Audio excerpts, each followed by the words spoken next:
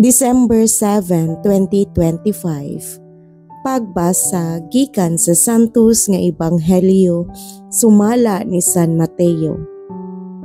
Niadtong panahona mitungha si Juan nga magbubunyag ug nagwali didto sa kamingawan sa Judea.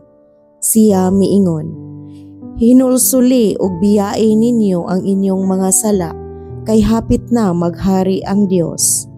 Si Juan mao ang gihisgutan ni Propeta Isaias sa iyang pag-ingon. May nagsinggit didto sa kamingawan, "Andaman ninyo ang dalan alang sa Ginoo. Hawani ninyo ang iyang agianan."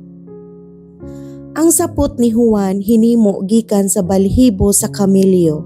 Nagbakos siyag panit ug ang iyang kalanon dulon og dugos. Nangadto kaniya ang mga tawo gikan sa Jerusalem ug sa tibuok lalawigan sa Judea ug gikan sa kayutaan nga kasikbit sa suba sa Jordan. Gisugid nila ang ilang mga sala ug sila gibunyagan niya didto sa suba sa Jordan.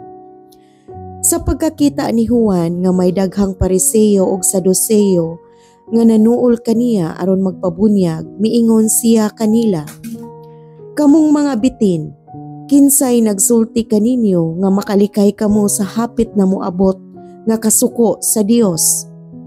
Ipakita ninyo nga naghinulsol na kamo sa inyong mga sala pinaagi sa inyong mga buhat. Ayaw kamo panghambog sa inyong pagkaanak ni Abraham. Sultihan ko kamo nga ang Dios makahimo pagkuha ni ining mga bato aron himuong mga kaliwat ni Abraham. Ang wasay andam na aron iputol sa mga kahoy diha sa mga gamot. Ang tanang kahoy nga dili mamungag maayong bunga putlon ug isugnod sa kalayo. Ako nagbunyag kaninyo pinaagi sa tubig aron pagpakita nga naghinulsol kamo sa inyong mga sala. Apan ang muanhi sunod kanako, magbunyag kaninyo pinaagi sa Espiritu Santo ug sa kalayo. Siya mas gamhanan kay kanako, kay dili ako angay bisan gani sa pagbitbit sa iyang sandalyas. Nagkupot siyag nigo nga igpapalid aron lainon ang tahop gikan sa mga lugas. Tigumo niya ang trigo didto sa kamalig, apan ang tahop iyang sunugon sa kalayo nga dili mapalo. Ang Ebanghelyo sa Ginoo.